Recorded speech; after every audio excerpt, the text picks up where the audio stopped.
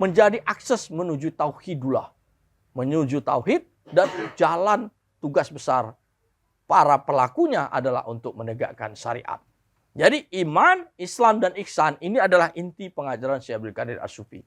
Jadi jika dikatakan bahwa pengajaran Syekh Abdul Qadir As-Sufi adalah bagaimana kita mempergunakan dinar dan dirham, maka ini harus diluruskan. Awal mula pada sekitar tahun 90-an, memang Syekh Abdul Qadir As-Sufi memberikan gambaran bagaimana diagnosa dunia hari ini itu dipenuhi dengan sistem riba yang itu dijalankan oleh para Yahudi, Ordo Bankir tadi. Nah, antitesa untuk melawan riba inilah, maka kemudian umat Islam harus mengembalikan kembali mata uang sunnah, dinar dan dirham. Nah, gerakan ini dilancarkan oleh Syekh Abdul Qadir As-Sufi bersama murid-muridnya sampai kemudian masuk ke para pemimpin-pemimpin negara. Mulai dari Mahathir Muhammad, Raja Hasan dari Maroko, Erdogan di Turki, dan lain-lain. Ini pernah dijumpai oleh Syekh Abdul Qadir As-Sufi dan murid-muridnya untuk memperkenalkan kembali agar umat Islam menggunakan mata uang dinar dan dirham. Karena apa? Karena uang yang hari digunakan itu adalah memiliki riba. Uang kertas, produk dari banking system. Nah, jadi kita tidak bisa menggunakan alat tukar riba ini untuk menjalankan zakat. Nah, jadi intinya tujuan dari dinar dan dirham ketika itu dicetak atau dalam tarekat ini adalah supaya zakat ini kembali tegak. Nah, karena dengan krisis modernitas ini, salah satu yang hilang dari umat Islam adalah ulil amri minkum. Umat Islam tidak memiliki pemimpin. Karena modernitas ini memiliki turunan-turunan. Mulai dari modern state dan turunan-turunannya. Nah, apabila kita sematkan ulil amri minkum pada head of state, maka ini tidak sesuai. Maka dari itu, Syekh Abdul Qadir As-Sufi memberikan kita pengajaran supaya kita harus menghadirkan ulil amri minkum. Umat Islam harus menghadirkan kembali. Mau namanya sultan, mau namanya amir, mau namanya apapun sebutannya, tapi intinya adalah umat Islam harus kembali berjemaah. Memiliki seorang amir, dan itu adalah berkumpul dengan suhbah. Artinya berkumpul. Nah, dengan kondisi itulah maka Syekh Abdul Qadir As-Sufi memberikan instruksi supaya kita membentuk amirat-amirat. Artinya amirat-amirat ini adalah fondasi untuk mengawali adanya ulil amri minkum di wilayah masing-masing. Nah, jadi maka karakteristik dari murid-murid Syekh Abdul Qadir As-Sufi adalah terhimpun dalam amirat-amirat. Nah, jika ada yang tidak terhimpun dalam amirat-amirat, maka ini dianggap berada di luar dari pengajaran Syekh Abdul Qadir As-Sufi. Gitu. Jadi amirat-amirat ini muncul di Granada. Inilah yang menjadi wadah utama kaum muslimin di Granada, di Spanyol. Kemudian ada juga di Eropa, di Sevilla, Amirat Sevilla. Ini menjadi wadah tempat berkumpulnya kaum muslimin di Sevilla. Kemudian ada juga di London, kemudian ada juga di Cape Town, dan lain-lainnya. Nah, jadi ini sebagaimana yang dulu juga diajarkan oleh para wali songo. Wali songo di negeri Jawa itu adalah pertama kali membuat namanya amirat. Baru kemudian menghadirkan Kesultanan Demak. Jadi Sunan Bonang membentuk amirat di Tuban. Sunan Ampel membentuk amirat di Surabaya. Sunan Gresik, Sunan Giri membentuk amirat namanya Giri Kedaton. Setelah para murid-murid para wali itu kemudian kuat dan membesar dan mereka berjumpa dengan namanya Raden Patah, maka mereka pun membentuk yang namanya Kesultanan Demak. Jadi pola sultania itulah yang diajarkan kembali oleh Syekh Abdul Qadir As-Sufi dalam rangka untuk menjalankan kekuasaan Islam. Tujuannya apa? Supaya rukun zakat bisa ditegakkan. Tanpa adanya seorang amir, tanpa adanya seorang sultan, maka kita tidak bisa menunaikan zakat. Sementara zakat kita hari ini berada pada situasi yang penuh dengan bid'ah. Maka inti dari pengajaran Syekh Abdul Qadir As-Sufi adalah bagaimana kita menghadirkan dan merenovasi kembali fikih zakat. Dengan adanya fikih zakat, maka kemudian kita akan memiliki sektor muamalah. Nah, kemudian ada yang membelokkan bahwa dengan menegakkan zakat, maka kita perlu namanya dinar dan dirham lebih dulu untuk dicetak. Nah, pendapat ini tidak sepenuhnya benar. Karena dengan program dinar dan dirham yang dijalankan oleh Syekh Abdul Qadir As-Sufi dan murid-muridnya dulu, itu kemudian Syekh Abdul Qadir As-Sufi melakukan statement atau mengeluarkan fatwa bahwa dirinya keluar dari gerakan dinar dan dirham pada tahun 2014. Sebab apa? Gerakan dinar dan dirham ini sudah mulai menyimpang. Tidak lagi berorientasi untuk menegakkan zakat, melainkan ini berorientasi untuk menjadi bisnis. Nah, dengan dalih apa? Dengan dalih bahwa seolah-olah umat harus punya dulu dinar dan dirham baru bisa melaksanakan zakat. Nah, dalih bisnis inilah yang dilihat oleh Syekh Abdul Qadir As-Sufi bahwa ini tidak berada pada fikih. Nah, jadi ini sudah berada di luar pada pengajaran Syekh Abdul Qadir As-Sufi. Karena untuk melaksanakan zakat dengan emas dan perak, kita tidak memerlukan namanya perwakilan-perwakilan. Atau tidak perlu menemukan namanya central minting atau orang yang berpusat sebagai percetakan. Karena orang Aceh harus mencetak dinar dan dirham dan membayar zakat di Aceh. Orang Delhi demikian. Orang Cirebon harus mencetak sendiri dan membayar zakat di Sultanan Cirebon. Orang Ketapang harus mencetak dinar dan dirham di Ketapang dan membayarnya di sana. Jadi jangan sampai orang Cirebon, orang Aceh mau membayar zakat itu harus membeli dulu emas dan perak kepada si A yang orangnya ada di Jakarta. Nah, tentu ini tidak ada dalam pengajaran Syekh Abdul Qadir As-Sufi. Nah, yang kedua, persoalan cetak dan dinar dan dirham ini adalah yang ditegaskan dalam buku Perisai Achilles ini setelah munculnya jemaah. Jadi jemaah dulu adanya seorang sultan, adanya seorang amir yang memiliki otoritas dan kewenangan untuk mencetak zakat. Apabila dia tidak memiliki kewenangan, artinya dia tidak memiliki jemaah yang kuat, dan jemaah ini adalah jemaah yang sifatnya adalah tauhid, bukan jemaah karena berkumpul sesama penggemar dinar dan dirham. Nah, jadi bukan demikian yang diajarkan oleh Syekh Abdul Qadir As-Sufi. Nah, jadi intinya hal-hal demikian adalah pengajaran yang harus dijaga dari Syekh Abdul Qadir As-Sufi. Karena sebagaimana disampaikan oleh ulama, untuk kita mencapai kepada ma'rifatullah, maka kita harus memahami dulu ma'rifatul Rasul. Untuk mencapai pada ma'rifatul Rasul, maka kita harus memahami ma'rifatul Syekh.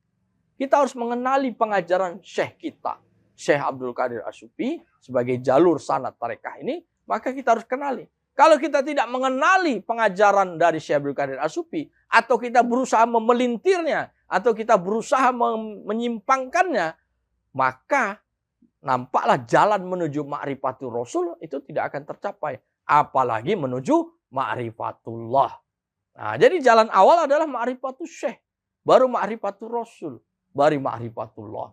Nah, jadi kalau kita mengikuti ajaran dari seorang mursyid atau guru yang kemudian sesuai dengan kehendak kita, maka disinilah nampak dalam kegagalan kita dalam tazkiyatun nafs.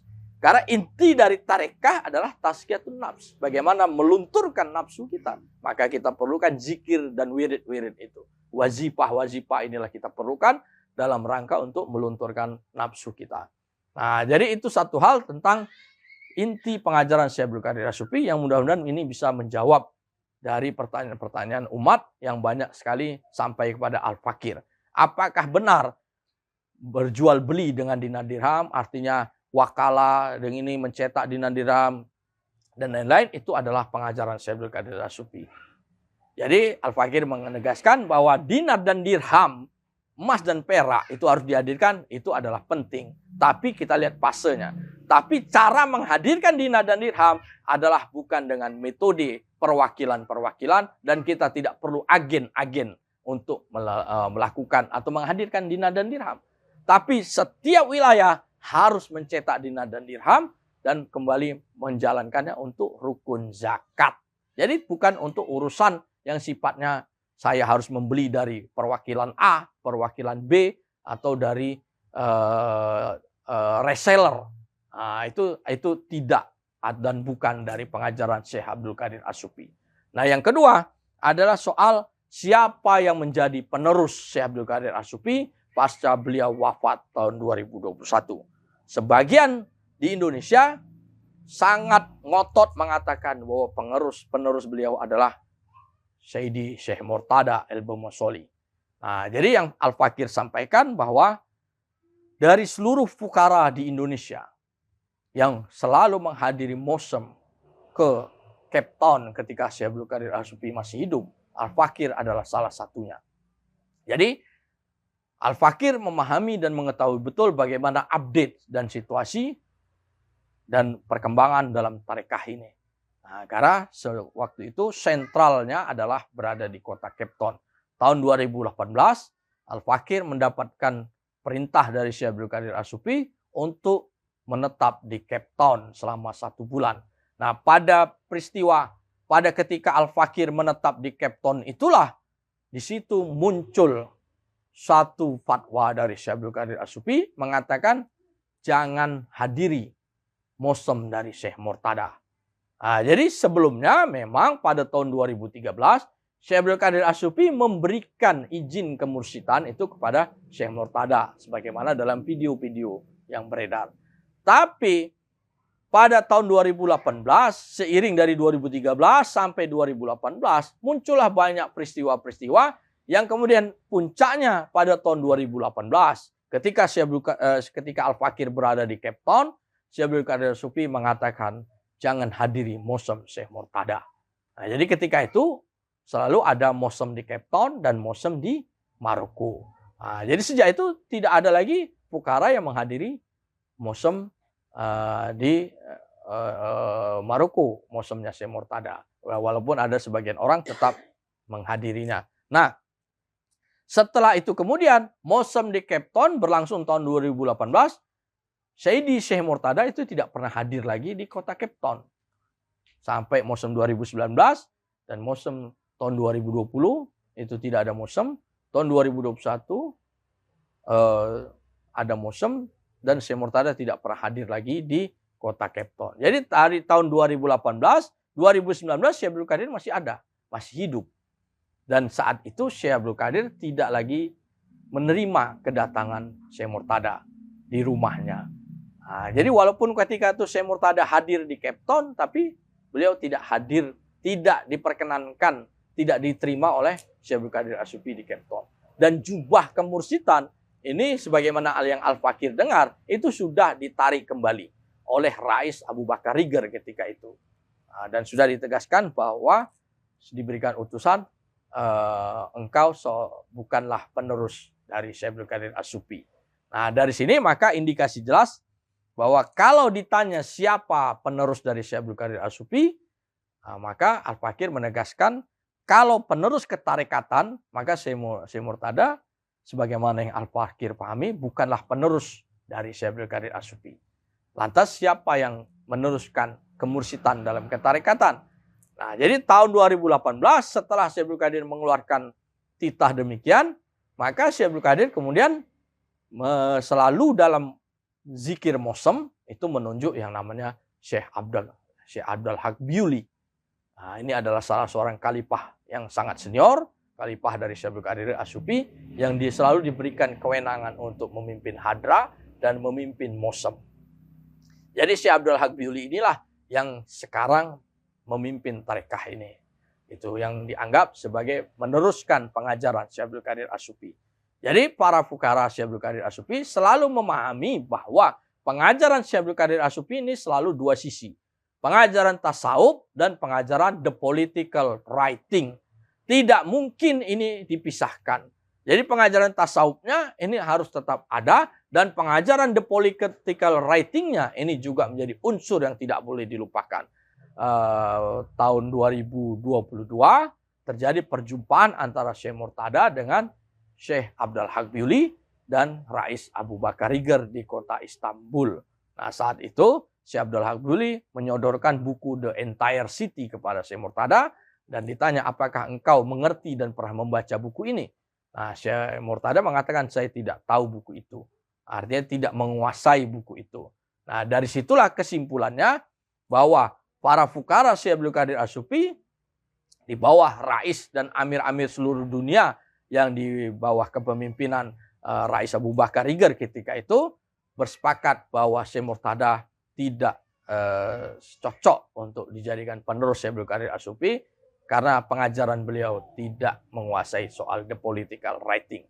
Maka dari itu kita kembali kepada Syekh Abdul Haq Biyuli untuk sebagai pengurus. Dan kemudian ini pengajaran dari Syekh Abdul Qadir As-Sufi ini dijaga oleh keraisan. Jadi keraisan tidaklah bubar sebagaimana fitnah satu orang di kota Jakarta yang mengatakan bahwa setelah Syekh Abdul Qadir As-Sufi wafat maka keraisan bubar. Bukan, yang ada adalah rais tetap ada. Memang Rais Abu Bakar Iger ini mengundurkan diri, tapi kemudian diangkatlah rais baru yang namanya Rais Salman Kaji. Rais Salman inilah yang kemudian mengangkat amir-amir di seluruh dunia yang ada. Jadi para rais dan amir-amir inilah yang menjaga pengajaran dari Syekh Abdul Qadir As-Sufi agar tidak terjadinya penyimpangan. Jadi di setiap wilayah harus ada amir yang bisa memahami dan mendalami pengajaran Syekh Abdul Qadir As-Sufi. Amir inilah yang bertugas menjaga pengajaran dan mengamalkannya. Jadi terlepas ada penyimpangan-penyimpangan, maka itu bukan tanggung jawab dari amirat. Jadi yang dikatakan murid dari seorang guru adalah orang yang memahami dan mengamalkan pengajaran. Jadi kalau orang pernah berjumpa dengan Syekh Abdul Qadir As-Sufi, tentu orang yang pernah bertemu itu banyak. Apakah orang yang pernah berjumpa itu dikatakan murid? Belum tentu. Kalau dia tidak mengajarkan ajaran dari Syekh Abdul Qadir As-Sufi. Jadi berjumpa saja tidak cukup. Apalagi dia tidak memahami dan tidak mengamalkan. Gitu. Jadi yang berjumpa dengan Syekh Abdul Qadir tentu adalah banyak sekali. Sama juga dengan orang yang berjumpa Sayyidina Rasulullah SAW. Yang berjumpa banyak. Tidak semua orang berjumpa Rasulullah SAW dikatakan sahabat. Yang dikatakan sahabat adalah yang mengamalkan ajaran Rasulullah SAW. Abu Lahab juga berjumpa dengan Rasulullah SAW. Ya, tapi Abu Lahab tidak mengajarkan dan tidak mengamalkan. Nah, maka kategori berjumpa itu tidak cukup. Apalagi orang yang tidak pernah berjumpa dengan Sayyidina Syekh Abdul Qadir As-Sufi. Sudah tidak pernah berjumpa, tidak pernah memahami pengajaran Syekh Abdul Qadir As-Sufi dan tidak mengamalkan. Kalau dia tidak memahami, tentulah apa yang diamalkan tentu akan menyimpang dari pengajaran. Maka dari itu, untuk mengklirkan pengajaran Syekh Abdul Qadir As-Sufi, maka diperlukanlah namanya amirat. Nah, amirat Jakarta, insya Allah akan menjaga dan mengamalkan pengajaran-pengajaran dari Sayyidina Syekh Abdul Qadir As-Sufi. Semoga Allah Subhanahu wa taala memberikan kerahmatan di alam kuburnya. Semoga Allah Subhanahu wa taala memberikan ketenangan di alam kuburnya, dan semoga beliau dijumpakan dengan para sholihin, para mursyidin, dengan Sayyidina Rasulullah SAW, dengan para khutub-khutub yang lainnya. Subhana rabbika rabbil izzati amma yasifun, wassalamu alal mursalin, walhamdulillahi rabbil alamin. Oke.